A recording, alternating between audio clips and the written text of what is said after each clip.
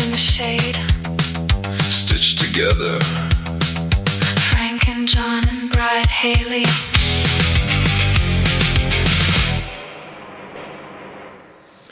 The lightning has struck. The stitches are holding, and the power is live. Welcome to the lab. I'm Franken-John. And I'm the Bride-Haylee.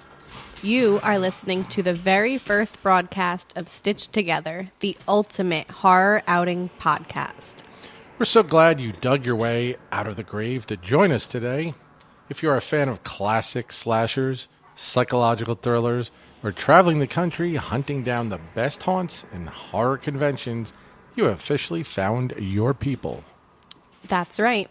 We aren't just sitting in a dark room watching movies. We are taking you guys out into the world with us. But before we get into our history, we have to address the giant metallic shadow in the corner of the room.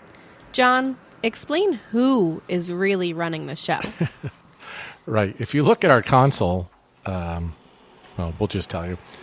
You'll see a piece of anomalous AI hardware we've dubbed Eagor. We don't choose our weekly topics. At the end of every single episode, Eagor is going to boot up and issue us a binding horror directive, a movie to dissect, a trope to debate, or an assignment we must complete before the next episode. And it is sitting on standby right now, glowing green, waiting to drop our very first assignment at the end of the show. But first, let's talk about how this lab was built. So, Haley, why don't you share the first horror movie or monster that actually terrified you as a kid? One of the first horror movies I remember watching, there's two that really stick out to me. One being Amityville Horror, the original. That was just, I don't know, made the hair on the back of my neck stand up. Like it was kind of, like you felt like something was out to get you. And then the second one being Halloween. Those are the originals that really scared you as a kid? Well, yeah. What age are we talking here? Amityville Horror was probably like 4 or 5. And you could comprehend what was going on? I did, yeah. Oh, boy. And then Halloween, I would say, was probably about the same age, yeah. That was probably, again, like the first horror movies that I remember watching and just really kind of giving me the goosebumps and the creeps and, you know, the stereotypical afraid to go down into the basement, afraid to, you know, shut the light off in the room that you're in. You know, like you shut the light off and you run real quick. Is that how you you had told me the story when you were scaring your cousin Chelsea?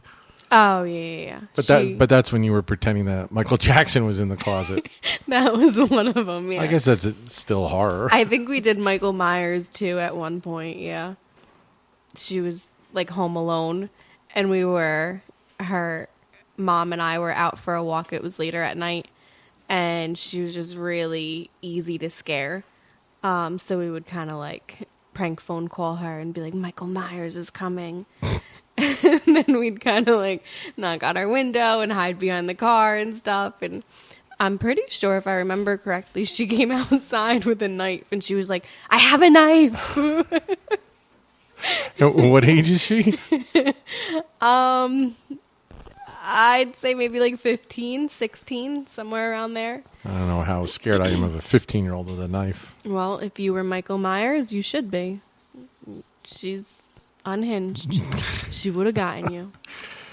Yeah, as a kid, as a family, we would go to rent a VHS tape at our local movie TV place. John's TV was the place. And we would get a family comedy for all of us to watch, Mom, Dad, my sister, and I. And then we'd always get a horror that after the comedy or the family friendly movie, Mom and I would always watch, the horror ones. And I remember Exorcist always standing out. I mean, obviously, there's some really messed up stuff in that movie, but Yeah. the music score alone, the tubular bells, that whole thing, you talk about hair standing up on the back of your neck, that sound just, I'm like, oh God, here comes Reagan, she's going to get you.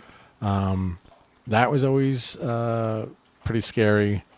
I had this, I guess, action figure at the time. It was a vampire, and he glowed in the dark. So when I go to sleep, up on my shelf, here's this glowing vampire that would just freak me out. I'd have the worst dreams. I'd be, sometimes wake up like all terrified and scared. And my dad fixed that. He took that fucker and threw him in the fireplace and melted his ass. So Problem solved. Yeah. So that's, I don't know. I don't know. I don't scare easily. I like the gorier, the better. And we've talked about Terrifier and stuff like that. Right. I mean, that is some unhinged things. I get kind of scared around. You've said the same thing, like the supernatural stuff. Yeah. Even when you were younger, you didn't scare easily? I don't remember. So, I mean, like I said, like, I remember watching Hellraiser with my mom, and that Really? that's pretty messed up. But again, I cannot watch Discovery Channel, like a surgery or Real like real blood. blood. Yeah. I remember as a kid in school, you watch the driver's ed movies, like the car crashes. DUIs, yeah. I would get lightheaded and nauseous. I'd have to put my head down. I'm like, I can't watch that stuff, but I can watch any horror movie and not really blink an eye. Wow. I don't know. I don't know. It's weird. It's a weird word, but it's kind of cathartic. It's kind of like a release. Like, hey, I don't know. Like you know, when we watch, I laugh half the time. I'm like, you're a little holy weird. crap, that is so brutal. I wanted, like, when we watch. There's some that I think are almost, like you said, comedic relief. Like Terrifier, I would almost dub it as horror comedy. Because there are parts of it that I'm kind of laughing at. Same thing with when we watched Stream the other night. Again, I would kind of dub it as horror comedy. Like, I don't take it fully serious the whole duration of the movie. Well, with Terrifier, I think it's just the way, like how comedians, it's how they, the delivery. Yeah. So the delivery of the kill, like he's not doing it grisly, really. He's just that shit-eating grin on his face. Like, ha ha ha, look at me, I'm cutting your head off, type thing. Yeah. So yeah, it is comedic in a way. I don't know, crazy stuff with Terrifier, but I again with the I don't know, maybe people say you laugh when you're nervous, and it's a way to Maybe. I don't know. I don't see it that way. Half the time with these movies, I try and put myself in those scenes and be like, what would I do? Yeah. How can I survive this type thing? The crazy thing is a lot of times I would have dreams about Michael Myers. Even recently, like I still have dreams. I told you guys I just had a dream about Jeepers Creepers the other night. And I'm always like ready to just kick his ass. Like with Jeepers Creepers, I saw him looking in from the woods into our bedroom window and I flipped him off. So Badass Haley. Exactly.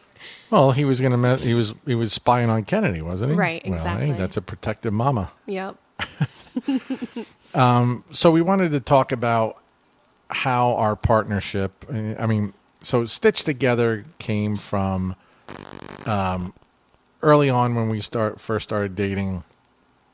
Haley expressed her love of Frankenstein and the Bride. Yeah. And she got a, what do you want to call it? Not a poster.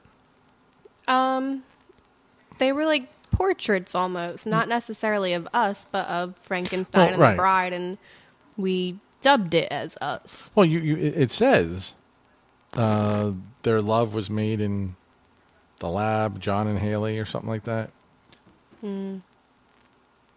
Nope. You Wrong forget- Haley. It used to sit right there on the wall, the green one, not the two ones that we got at that one convention. Oh, that's the one I'm thinking of. No. Anyway, and when we got engaged, we had Frankenstein and the Bride. Right. So that kind of sit, and so we just figured stitch together. But when we first started dating, we asked each other, what are your likes, dislikes, We did our things like that. icebreakers. Yeah. Get to know me. And, people say, "Oh yeah, I like scary movies and stuff like that." But this was a little different. Although our first real date was it was the Evil Dead reboot, right? Nope. It No. was It 2. Oh, okay. We went to Right. see It 2 in the movies, and this is when you're really freaking old. We both fell asleep in the movie theater. Yeah, but you weren't old then. You were like 26 or something. Once you become a parent, you're old. I don't care well, what yeah. age you are. But I mean, that's a 2.5 hour movie. It so. was. But anyway, so we started talking like, hey, I like scary movies. Okay, well, to what extent? And we started going into, well, I like this movie, this movie, this movie, this movie, and we started going to like haunts and things Yeah. like that. And we started. It was the perfect timing, too, because we met the end of August. So we were able to go right into full swing haunt season. Yeah, so you do the scary hauntings, not hauntings, like if Like there the was a walkthroughs. walkthroughs, Yeah. like if there was a haunted hayride type thing. So Yeah. we did a bunch of those around here, and we started branching out. Haley would find stuff in Pennsylvania, things like that. We did the Brighton Asylums, the penitentiary, and then we started, like, lack of a better term, doing our own ghost hunting. A little bit. We bought some gear, and we got apps that are what are the box Like the the I was static going to say the thing. Necronomicon. It's not that. I don't remember. Where the static is over it, and you ask questions, and then the voices. I can't think of what Should the hell we they're called. consult Mr. Google? Yeah, you can do that. Anyway, so we Haley got me into those types of things, and like I said, we bought some gear. You put these lights down, and if a spirit comes by, the light goes on, and A static box? the Spirit box? the spirit box. Yeah. Yeah. And then the REM pods, REM pods, yeah. things like that. So we started doing things like that, and then right away she got me into like first couple of months we met, she whisked me off to beautiful Florida. Not. Stop it. Florida's beautiful. And Ew. introduced me to Halloween Horror Nights. We're no longer stitched together. Forget it. To Halloween Horror Nights. And I didn't know what the hell it was. And since, Haley, it's your thing, please explain it. I started going to Halloween Horror Nights in 2016.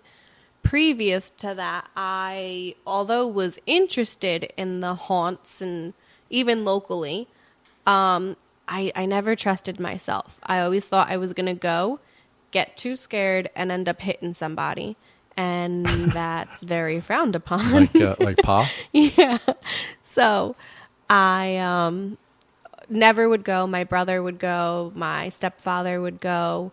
But I was always too much of a chicken. And then just finally one year, after asking every single time, I finally gave in and I went to Eastern State Penitentiary in Philadelphia with my brother and my stepfather, and I had the best time ever. So right after there, and we went like full force. We got like the bands to where they were able to touch you and, separate you from your group and things like that. So we just went like head first. And like I said, ever since then I was hooked. So then going forward, I started attending more and more. And again, this was a push from my brother to go to Halloween Horror Nights at Universal Studios in Orlando. So we went down there. We made just a quick weekend trip of it. I'm pretty sure it was just him and I the first time. The first house I did was Ash versus the Evil Dead. So it was, again, horror comedy. So it was a good intro, ease into it. And right after that first house, like, the adrenaline was pumping. You felt big. You felt like a badass. And I was just ready to go. And ever since then, it's been our tradition to attend every year. So 2016 was our first year. We've gone every year minus one due to COVID. Well, I haven't. But No, Haley you and started Carrie have. in 2019 was the first year you went. And again, you've gone every year since, aside from the 1 year for COVID. When you went back then, I know you said it's gotten so big or whatever. Was it still 10 houses then? Yep, 10 houses. I'm pretty sure 4 or 5 scare zones. I don't remember if we just did a regular ticket then or if we did express pass. But at the time, it was so much cheaper than it is now. I remember, they would have like the discount codes printed on Coke cans. And at the time, my grandmother was a snowbird, so she would be down there half the year and up here in Jersey half the year. And we went down there and she had a Coke can saved for us and we put in the discount code. And it was even like before, everything was on your phone. So we had to access it on her computer and print out the tickets and everything. Like, it was Whose computer? on Graham's computer. Graham? Juanita Graham? That's the only Graham I have. She had a computer? Oh, yeah. Holy shit. Yep. Computer, printer. That's how she was getting scammed from way back in the Yeah. day. That's why we're now Nigerian princesses. Yes. But like I said, it was not as big and mainstream now. I think social media and people trending and the influencers and whatever else, I think had a hand in Halloween Horror Nights blowing up the way it did. And again, it's a little bittersweet. Sometimes it's fun to attend the small, this was never small, but smaller than it is now. Lower scale things that's not as crowded, and feels almost semi-exclusive because it's you and a few thousand people instead of a few 100,000 people like it is now. So like I said, it's a little bittersweet. Everything evolves, everything changes, some for the good, some for the better, some for the worst. So you just gotta roll with the punches and make the most of it. I think I will always attend Halloween Horror Nights. Well, it's funny to me because it's like the last day of Halloween Horror Nights, and the next day there's a speculation map out. Oh yeah. Of what people think is going to be on. Now half the They time waste no time. they figure, okay, well, it's the 25th anniversary of this movie, so odds are they're going to do a house about that, or whatever. This movie's coming out, so they're going to do this type thing. And the maps are always funny. There'll be like a little icon on it of I don't know, a fly. Something obscure. People are like, oh, it's going to be the fly. Or maybe it's maggots and rotten this. And they're like, oh, my God, just the lengths that these people speculate. I mean, half the time they are 100% right because I think a lot of these influencers have insiders sources, and things like that. But it's always funny to see how these speculation maps come to fruition. Like the early versions say this, and then the icons change. How it evolves. Yeah, and then, okay, well, now the scare zones and things like that. So I always laugh. Haley loves them. I was just going to say, I think that's half the fun, is looking at it and kind of playing detective and trying to figure out, what house is where, what does this symbolize. Well, you get mad at me when I look at a set list for a concert. Isn't that the same thing? You're getting the blueprint of what the tour is going to be. I mean, it's the blueprint, but we don't really know it. The set list, you kind of know. You look at it and you're like, oh, they're playing this song going into it. This is just, like I said, kind of like a whodunit almost. So I definitely enjoy it. And like you said, how they start right now, 2026 isn't even fully announced with their houses. And they announced one house. That's it. So we've got another 9 to go. And when the tickets go on sale? Tickets are on sale. That's crazy. Tickets are on sale for something that's just a concept right now. The first night is August 20th, I want it. Nope, I'm lying. August 28th, I think, is the first night of Halloween Horror Nights. So it's really not all that far off. So they should start don't they, when they get into the swing of things, don't they start announcing like weekly on Tuesdays or something like that? It depends. It's varied every year, I think, again, because the event itself varies. So, you know, depending on the size, the team, they really just have whatever they want to do. They go for it. But like I said, 2026 isn't even fully announced, happened yet. And they're already working on 2027.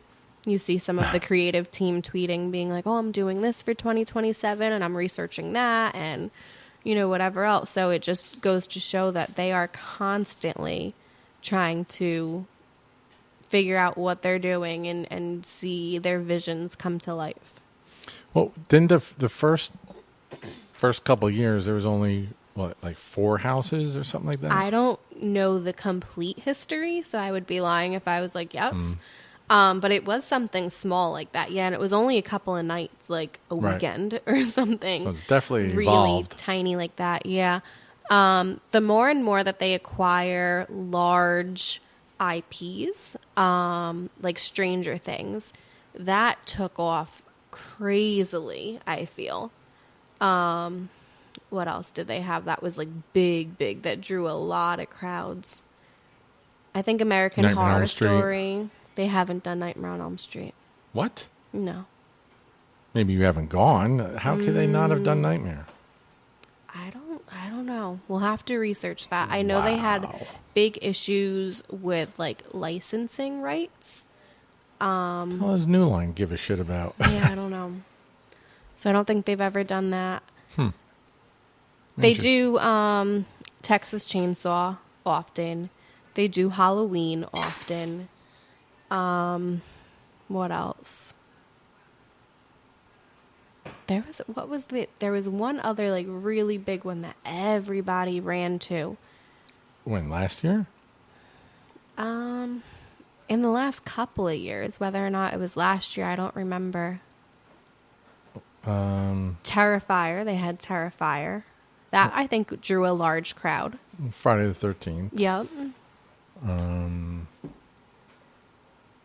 The Derry one, right? Welcome to Derry. Nope, wrong, honey. Didn't they have an It one? Nope. Oh, Christ. You got to do your homework. Well, Thousand Corpses was my boy yoing. I nearly cried. I was like, oh my God, it's Spalding's gas station. I love it.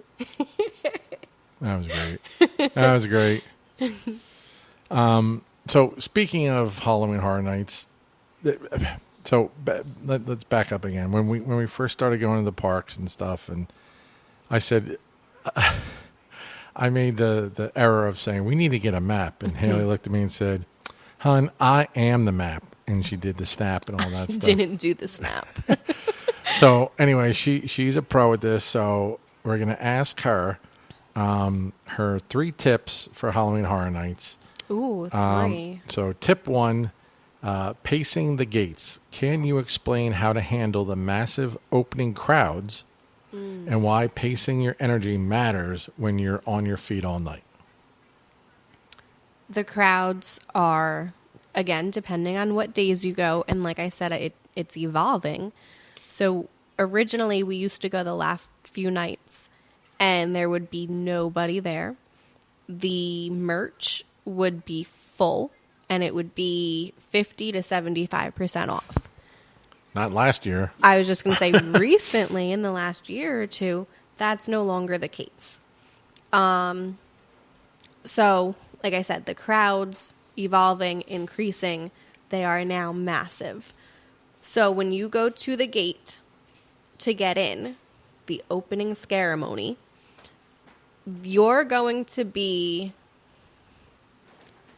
I'm going to say 15, 20 rows of people back.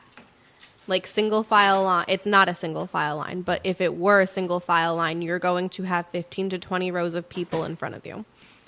So it's hot. And probably 12 across. Oh, I think even more than that, because it's double-sided. Yeah, you can go in both gates.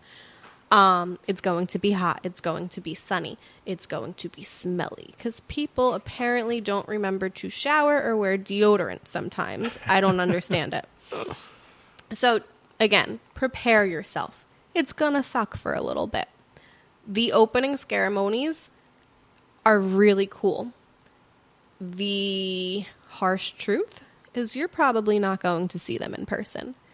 Your best way to see them is to probably find your favorite YouTuber that goes to these things, that has, you know, the perfect angle and the perfect view, and watch it that way, unfortunately. And go early for influencer night, or what's it called? Media night? Preview night, yeah. Media night, preview night, same thing. And can you recommend a few favorite YouTubers that have that inside track? I love Kevin Heimbach. I think he is real. He gives it to you straight. He does not sugarcoat things. He has zero alliance to anyone, anything. He's just going to be honest about it.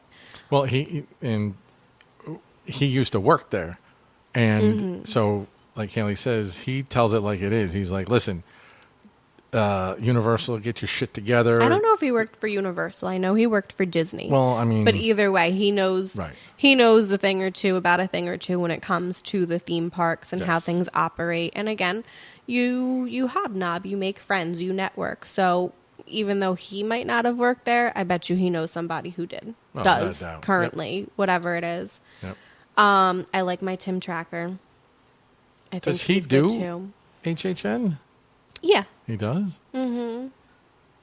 Especially when it comes to preview or media night.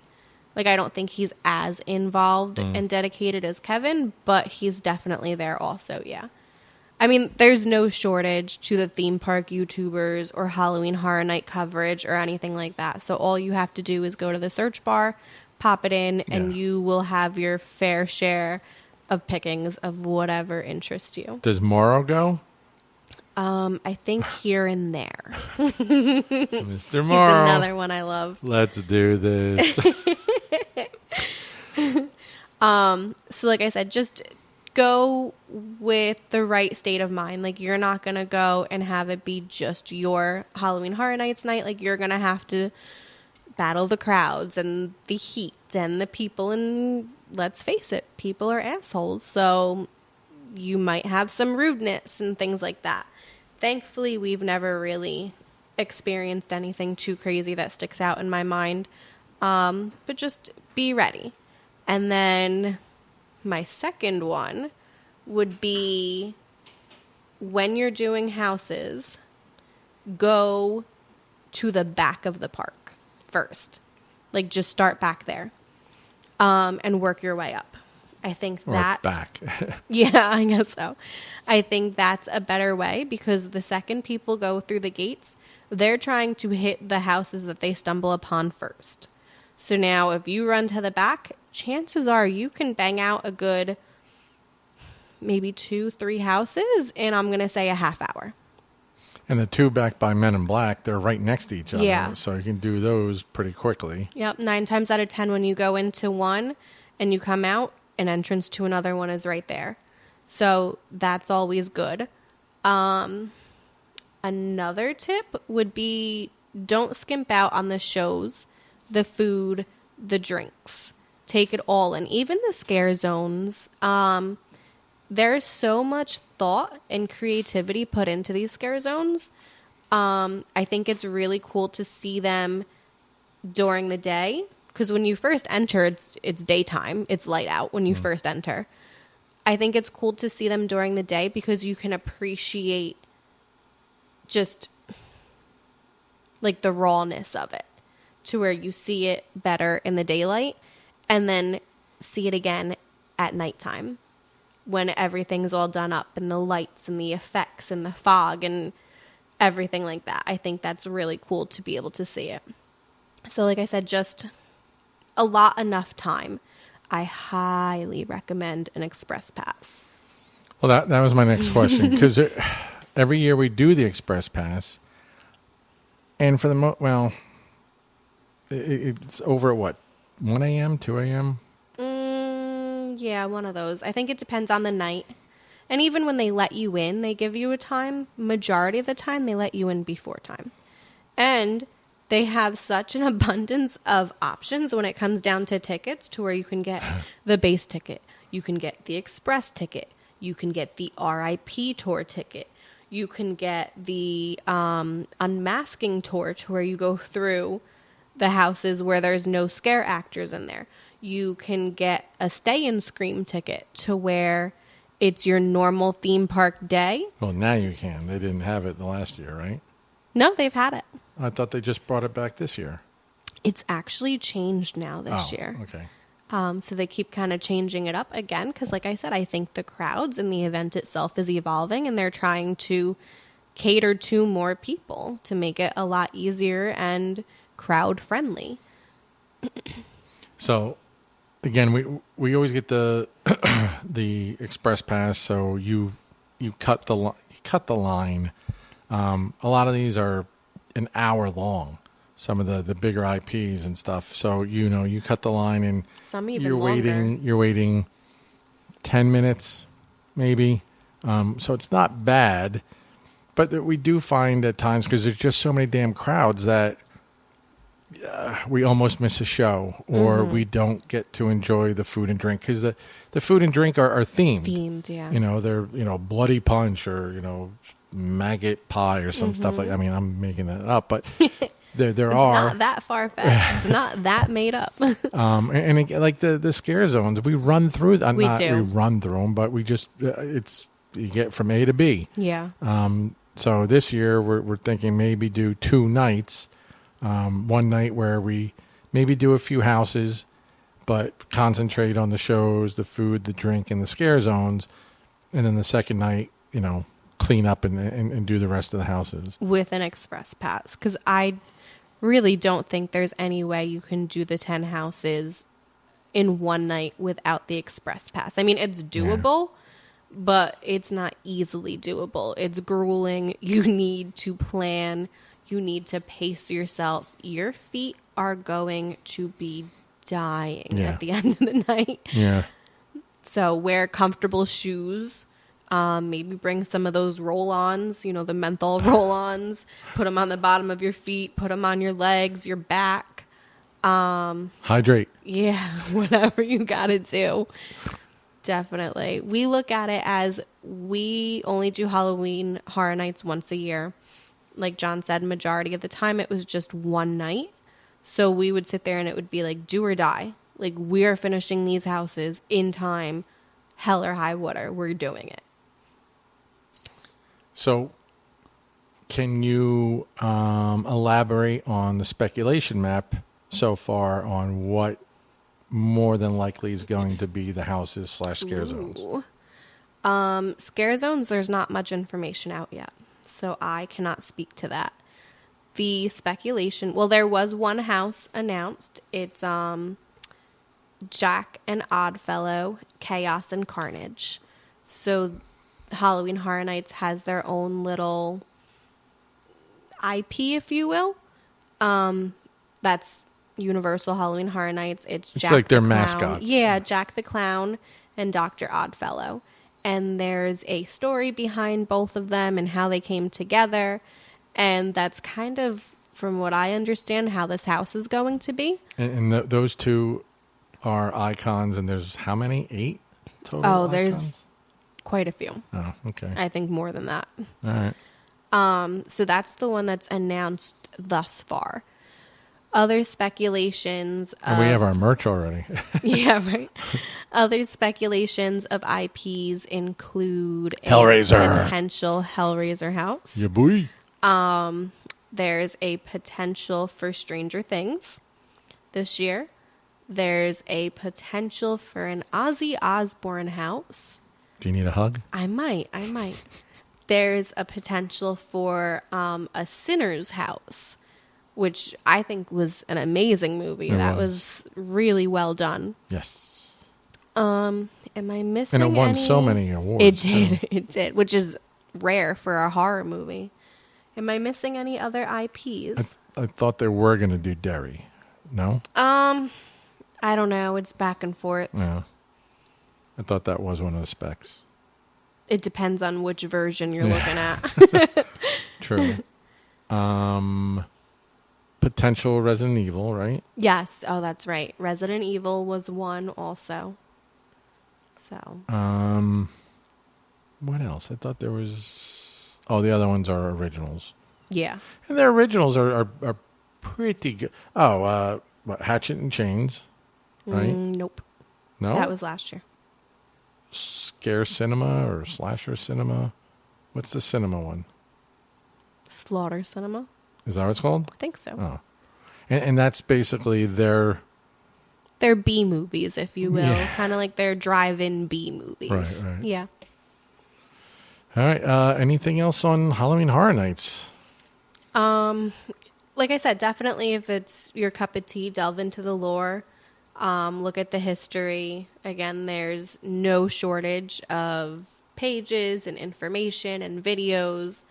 It's pretty interesting, very entertaining. And if you have a chance, definitely attend. They have it in Orlando. They have it in Hollywood on the West Coast in California. I think it's worthwhile. Cool. Cool.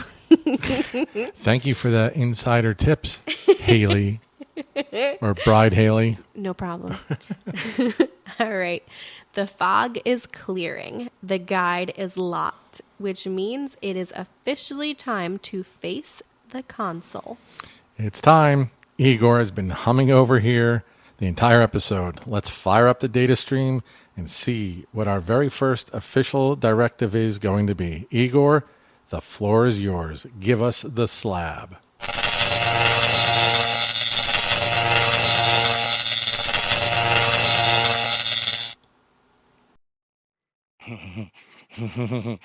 Master, mistress, the machine, it lives. Directive 001 initialized. Your orientation is complete, and the first true sacrifice is locked. Before the next full moon, you must enter the dark archives and dissect the 1978 relic, John Carpenter's Halloween. Analyze the shadow, debate the shape, and report back to the lab. Failure is not an option.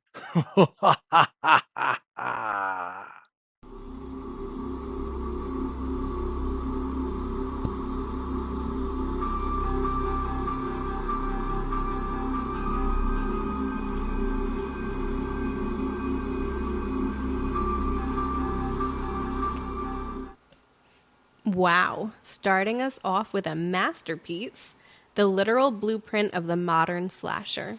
Michael Myers right out of the gate. I am completely on board with this. Next show, we are stripping Halloween down to the bone, talking about the score, the pacing, and why the shape still scares us today. Make sure you guys watch along with us this week so you're ready for the breakdown. Head over to our YouTube channel, hit that subscribe button, leave a comment, and find us on your favorite podcast platforms. The lab doors are locking. The power grids are powering down, but we will be back. Until next time, keep your eyes on the shadows. And stay stitched together.